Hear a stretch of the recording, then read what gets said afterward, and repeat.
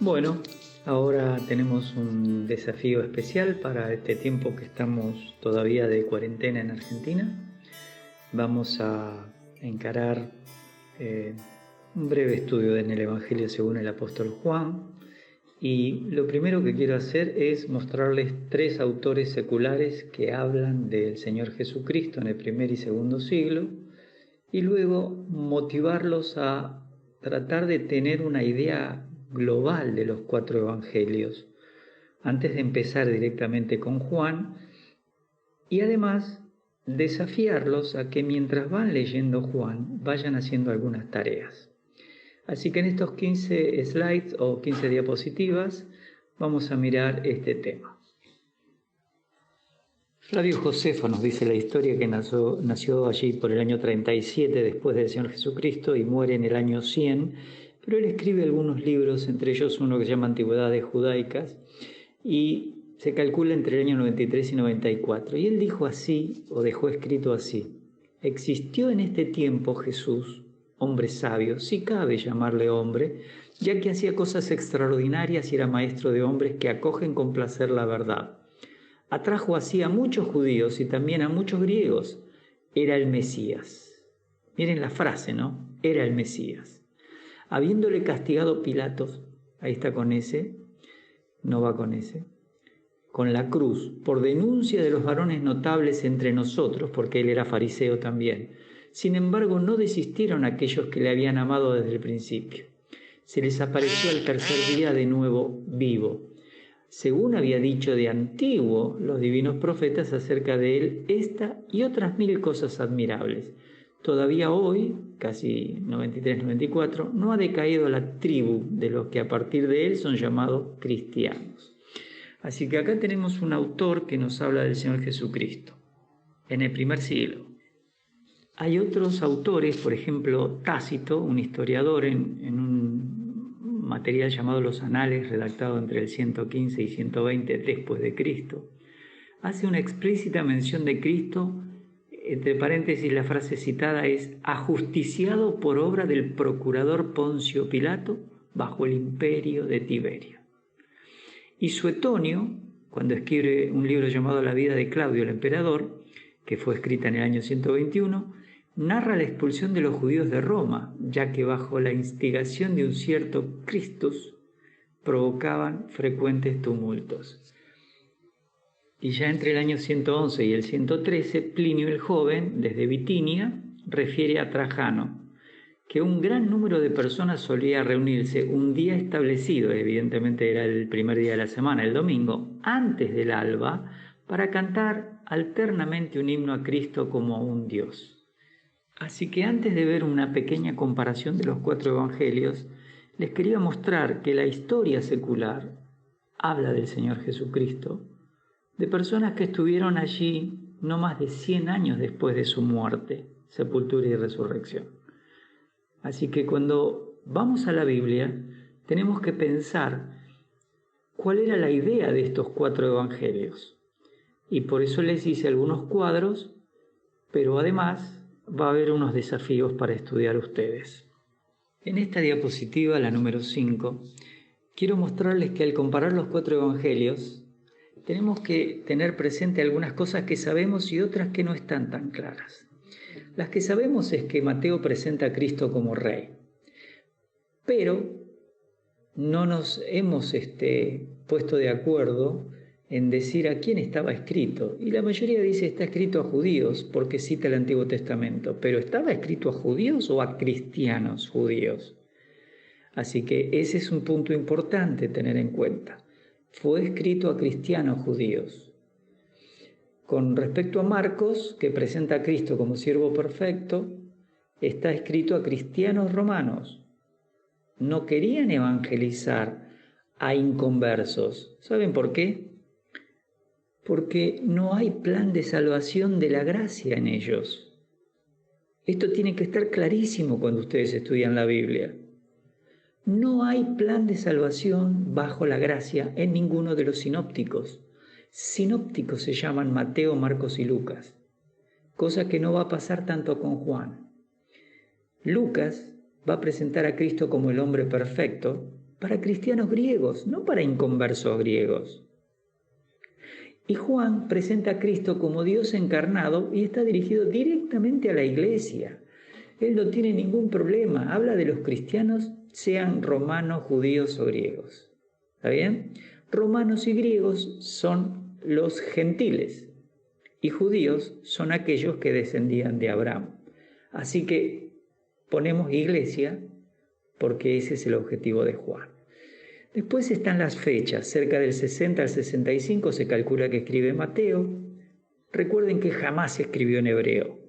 No importa que ellos eran hebreos, ellos nunca escribieron porque el Espíritu Santo los guió a escribir en griego, en koiné. Un poco más delicado cuando Lucas escribe, un poco menos delicado cuando vemos algunos otros evangelios, como en el caso de Mateo. Pero Mateo era una persona instruida, porque era el recaudador de impuestos. Él es el apóstol, ex cobrador de impuestos, y ahí tienen unos pasajes para leer. Por favor, tomen tiempo para leerlos. Con respecto a Marcos, entre el 55 y el 65 probablemente, cuando estaba con Pedro, porque Marcos estuvo trabajando con Pedro, según 1 Pedro 5, y a través de Pedro tenemos el evangelio de lo que Marcos nos relata. Y se calcula que es uno de los primeros. Este era primo de Bernabé, no sobrino. Está mal traducida la palabra. Cuando alguien tradujo sobrino, lo hace en base al griego que ya se usaba muchos siglos después del primer siglo. Eso es muy importante saberlo. Era ayudante de Pablo y también fue ayudante de Pedro. Ahí tienen los pasajes para revisar. Lucas era realmente una persona muy instruida porque era médico. Y él es ayudante de Pablo. Y esto es entre el 60 y el 63, se estima, por el tiempo del libro de los Hechos. Y Juan escribe entre el 85 y el 90, y él es apóstol, fue pescador, pero era hermano de Jacobo. Los dos eran hijos de Zebedeo y además era del grupo íntimo del Señor Jesucristo. Así que, esto que les decía, estos evangelios se llaman evangelios porque llevan una buena noticia, pero no está la buena noticia de salvación ni en Mateo, ni en Marcos, ni en Lucas. Sí habla de salvación, pero no la salvación para la iglesia, la salvación de la gracia. Sí hablan de la comisión del Señor para los apóstoles, pero no hablan. Esto lo voy a tener que hacer en un cuadro para que ustedes lo tengan más claro. Así que tenemos a 2 ayudantes de apóstol y a 2 apóstoles escribiendo los 4 evangelios. Siguiendo con el cuadro, Mateo presenta algunas figuras que cuando uno mira la cara del querubín o las caras, el querubín tenía 4 caras: león, becerro, hombre y águila. No obstante, cuando vamos a Apocalipsis hay otros seres vivientes que cada uno tiene una cara. Son 4 seres vivientes. Están frente al trono. No hay que confundirlos con los ángeles, en este caso en angelología, cuando hablamos de los querubines. Mateo, capítulo 2, versículo 2, nos da uno de los versículos que habla cuando los sabios preguntan: ¿dónde está el rey de los judíos que ha nacido? En Marcos 10:45 se usa un texto muy importante para hablar del servicio, porque dice que el Hijo del Hombre no vino para ser servido, sino para servir y dar su vida en rescate por muchos. Aunque habla del objetivo de Cristo de dar su vida, el plan de salvación de gracia no figura en los sinópticos. En Lucas 19 dice: el Hijo del Hombre vino a buscar y a salvar lo que se había perdido. Fíjense la expresión cómo incorpora Lucas el tema de salvar lo que se había perdido. Ahora, es muy importante que esta palabra salvar lo que se había perdido, en algún momento vamos a estudiar, porque esta palabra perdido no es lo mismo que cuando la dracma o la oveja no estaba en su lugar. Esta palabra quiere decir arruinado. Ya no sirve para nada. El hombre estaba arruinado por el pecado. Son temas para estudiar más profundo. Y Juan 20:31, estas se han escrito para que creáis que Jesús es el Cristo, el Hijo de Dios, y para que creyendo tengáis vida en su nombre. Esto era el objetivo de Juan. En esta diapositiva número 7 quiero mostrarles cómo tenemos que armonizar algo de los evangelios. Por ejemplo, la genealogía del Señor la vamos a encontrar en Mateo y en Lucas, pero en Juan vamos a ir hasta el tiempo de la eternidad pasada. Y cuando viene el principio, ya existía el Señor Jesucristo. Con respecto al nacimiento de Juan el Bautista, o bautizador, como le dicen algunos, solo Lucas nos habla de ese evento porque él lo investigó diligentemente. Cuando vamos a ver el nacimiento del Señor Jesucristo, Marcos no nos relata su nacimiento, pero Mateo y Lucas sí. Juan solo nos dice que aquel verbo se hizo carne. El ministerio público de Juan nos relatan los tres sinópticos. Juan solo por encima lo que tiene que ver con Cristo en cuanto a el momento del bautismo y a los discípulos de Juan que siguen al Señor Jesucristo. Entre ellos estaba Juan, estaba Andrés, ellos son los primeros que llegan. Cuando se habla del ministerio público del Señor relacionado a su ministerio en Judea, Galilea y todo eso, el inicio lo relatan tanto Mateo, Marcos y Lucas. ¿Por qué? Porque viene con la parte de lo que Satanás trató de probar al Señor Jesucristo. Con respecto al final del ministerio de Juan, cuando empieza el ministerio del Señor, eso se nos relata en el Evangelio de Juan. El tiempo en Galilea, los cuatro van a relatar. Y el tiempo que el Señor trabajó alrededor de Galilea, los cuatro lo van a narrar. En el siguiente slide, ustedes van a ver el último ministerio del Señor en Judea. Solo Lucas y Juan van a hablar de Judea y de Perea.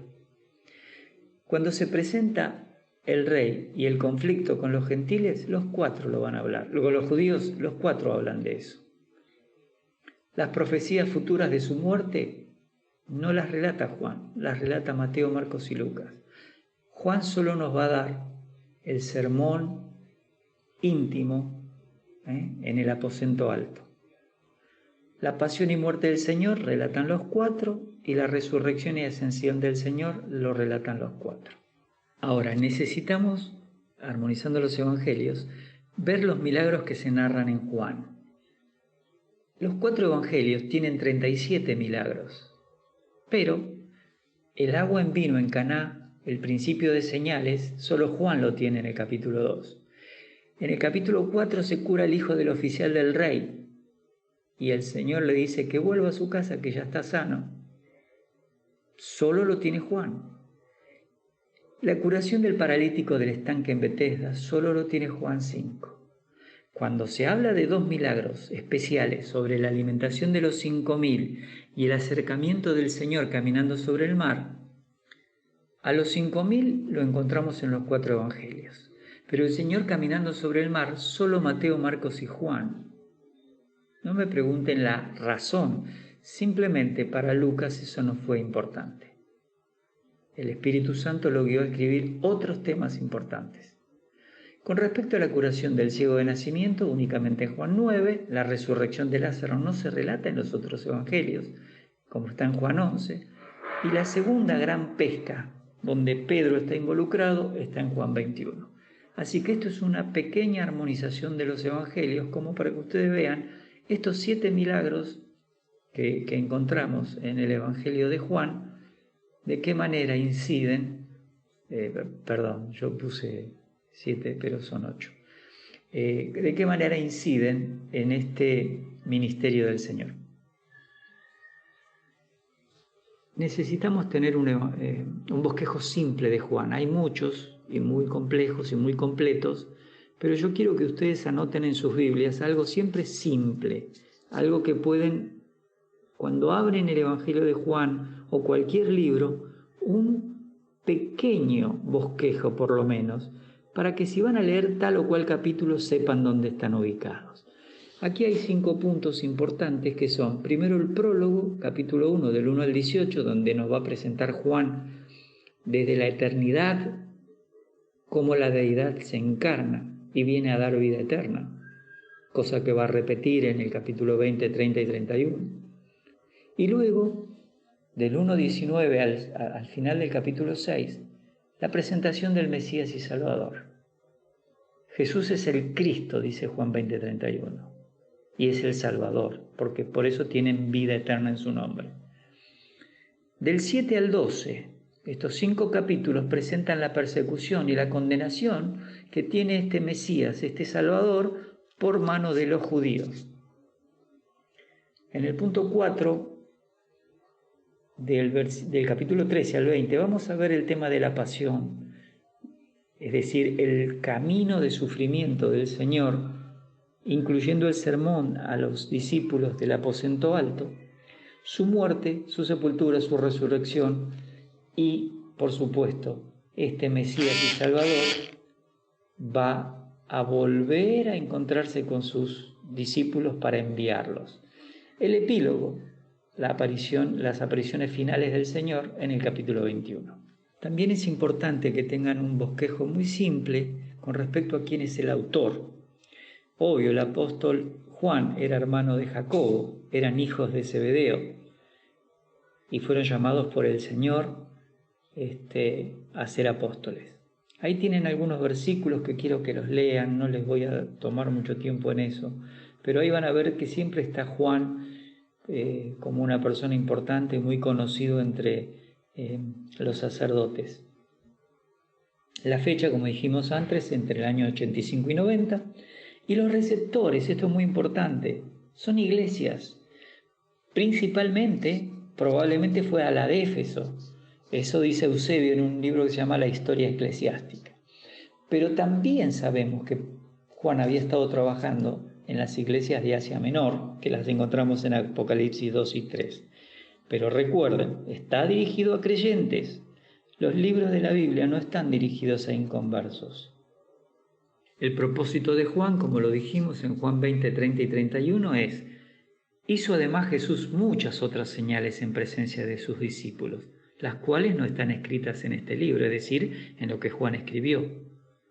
Pero estas, las que él escribe, se han escrito para que creáis que Jesús es el Cristo, el ungido, el Mesías, el Hijo de Dios, y para que creyendo tengáis vida en su nombre. Bueno, ahora quiero contarles cuál es mi objetivo. En este slide número 13, van a ver que el título es Pruebas de que Jesús es Dios, el Mesías y Salvador de Israel, obviamente, pero también del mundo. En 3 formas Juan quiere mostrar esto: a través de sus nombres, a través de sus obras y a través de los testimonios que dieron de él. Entonces, si tienen un cuaderno para estudiar el Evangelio de Juan, fíjense unas pocas cosas que van a encontrar rápidamente en Juan. Él dice que los nombres de Cristo muestran que es Dios. Le dice que es el verbo, hologos en 1:1. Y ahí hay 3 características de Dios relacionadas con Jesucristo. Le dice, Juan dice que Él es la luz, que Él es el Hijo de Dios, que Él es el Cristo, que Él es el Cordero de Dios, que es el Rey de Israel, que es el Hijo del Hombre. Y yo quiero que ustedes a ese etcétera lo borren y le sigan agregando cosas que van a ir encontrando en el Evangelio de Juan, porque la idea es leer el Evangelio de Juan todo, de punta a punta. En la diapositiva sobre las pruebas de sus obras, vamos a ver que el Señor es el creador del universo y eso nos habla de su omnipotencia. Él da la salvación, ustedes tienen los textos para revisarlos. Ese nos muestra la importancia de la soberanía en decidir a quién salvar y el poder para salvar.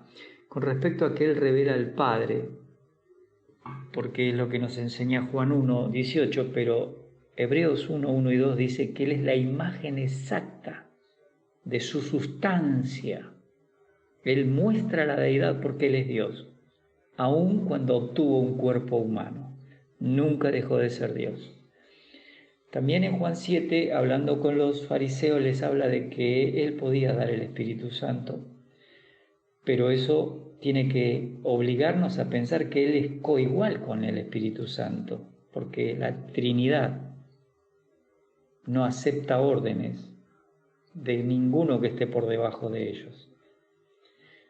En Juan capítulo 2, después de las bodas de Caná, hablando, dice que no necesitaba que nadie le diese testimonio de lo que había en el hombre, porque él sabía lo que había en el hombre y no se confiaba de esa gente que estaba alrededor. Y eso es omnisciencia. Cuando nosotros pensamos que la omnipotencia, la omnisciencia y la omnipresencia, que lo pueden encontrar en el capítulo 3 de Juan, cuando le está explicando a Nicodemo y le dice que el Hijo del Hombre está en el cielo, en el versículo 13, él le dice, nadie subió al cielo, sino el que descendió del cielo, el Hijo del Hombre, que está en el cielo. ¿Cómo puede ser? Si estaba hablando con Nicodemo. Bueno, su omnipresencia es un tema de su deidad. Físicamente tenía una limitación, pero su deidad no. Esto es lo que le cuesta tanto entender a las personas cuando quieren enseñar los evangelios sinópticos. Cuando el Señor dice, no, porque el Padre mayor es que yo, el día y la hora yo no lo sé, ni los ángeles. ¿No entienden? ¿Cómo no lo sabe? Entonces mintió. No, esperen. En su función de proveer la salvación como el Cordero, no es su tarea decir las cosas del futuro. Lo mismo en Hechos 1. Señor, ¿restaurarás el reino de Israel en este tiempo? No les corresponde a ustedes saber aquellas cosas que el Padre guardó en su sola potestad. ¿Pero cómo? ¿No sos Dios? Sí, es Dios, pero en el proceso con el cual se desarrolla en el universo, en el tiempo cronológico, la redención, no es la función de Cristo hablar de ese tema.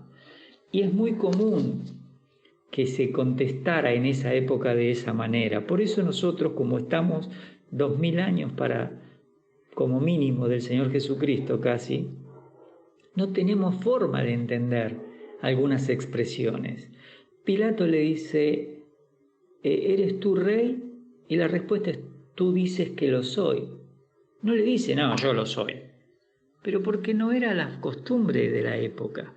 Cuando le dicen los fariseos, basta, decinos si realmente sos el hijo del bendito. Y el Señor no le toma, digamos, tiempo para responder como lo haríamos nosotros. ¿Nosotros qué le diríamos? Escúchame, vos ya viste que hice esto, que hice lo otro, Bueno, en realidad la pregunta no era de ninguna manera que le dijera eso, sino que dijera, sí lo soy. Por eso el sumo sacerdote se rasga las vestiduras. Así que no hay problema en que en algunos lugares el Señor pareciera que no conocía. Él era Dios, lo sabía todo. Por supuesto, Él perdona pecados.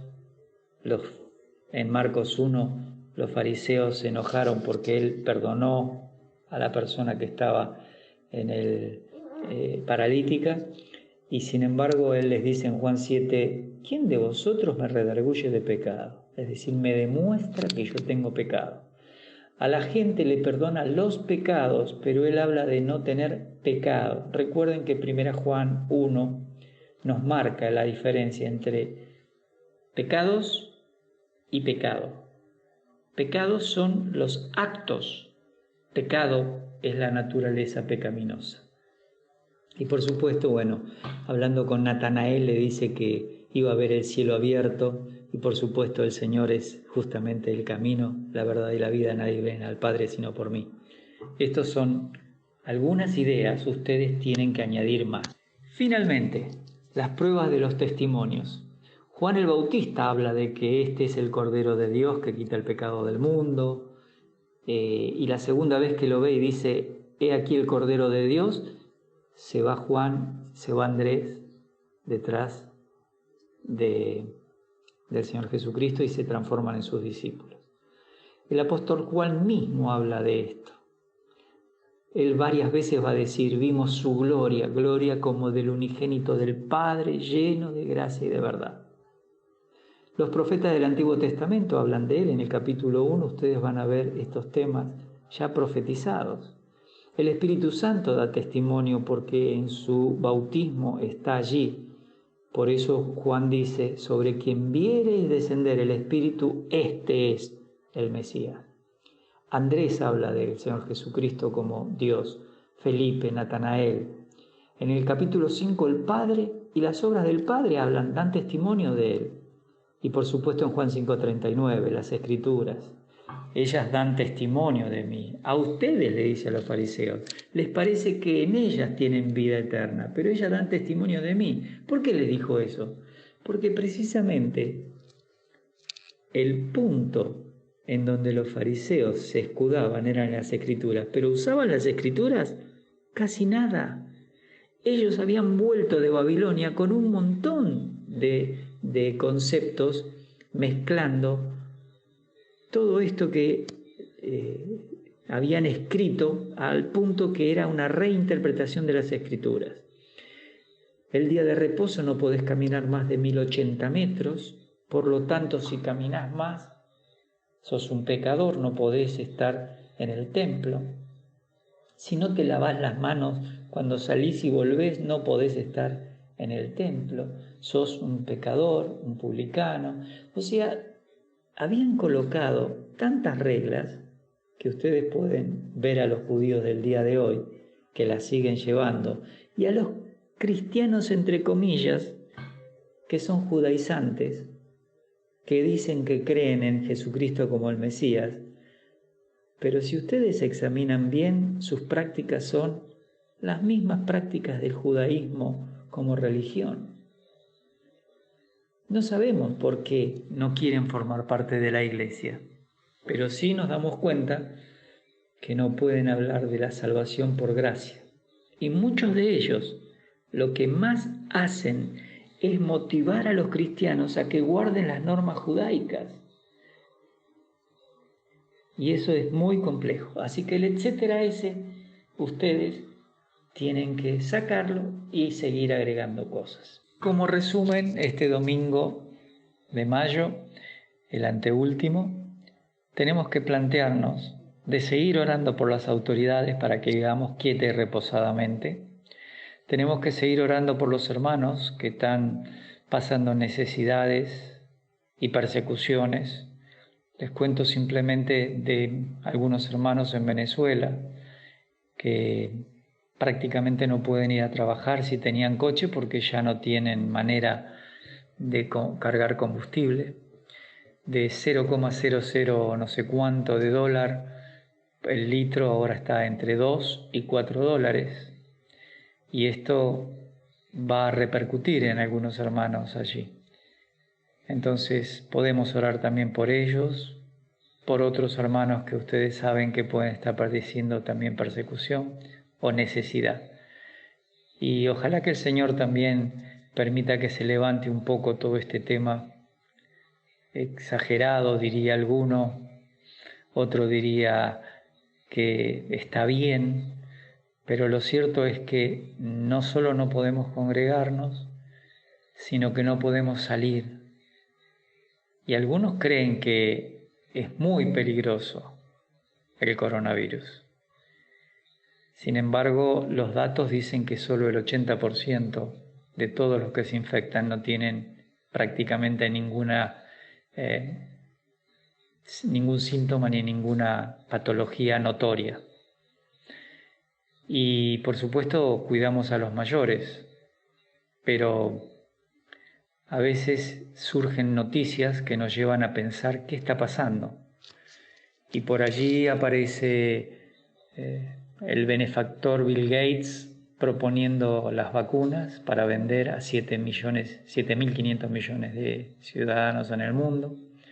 De las más de 100 vacunas, hay 7 u 8 que ya están bastante avanzadas. Lo curioso es que China ya las ha probado en seres humanos. Por allí algunos piensan que se pueden colocar nanochips a través de una vacuna. En fin, hay demasiadas cosas comentándose, pero lo que sí es evidente, que se está buscando una gran cantidad de software para implementar el reconocimiento facial, para limitar la circulación de las personas y probablemente después limitar la compra y la venta. Es decir, se prepara un terreno que el anticristo va a necesitar. No soy alarmista, ni siquiera estoy proponiéndoles salgamos a la... Nada, no propongo nada, porque el que tiene el control absoluto del universo sigue siendo nuestro Señor. Y lo que suceda para los creyentes, obra para bien. Pero es importante darnos cuenta que estas cosas sucedieron muy rápido. Mientras algunos estaban pensando, probablemente el Señor venga dentro de 100 años, 80, 50, empezamos a ver cosas que nos indican que podría ser en cualquier momento. Así debe ser nuestra esperanza, que en cualquier momento Él venga a buscarnos. Y los animo a seguir orando por las autoridades, a seguir orando por los hermanos que tienen necesidad, que no tienen trabajo, a orar para buscar alguna manera de ser una parte útil a sus vidas a través del compartir. Que el Señor les bendiga.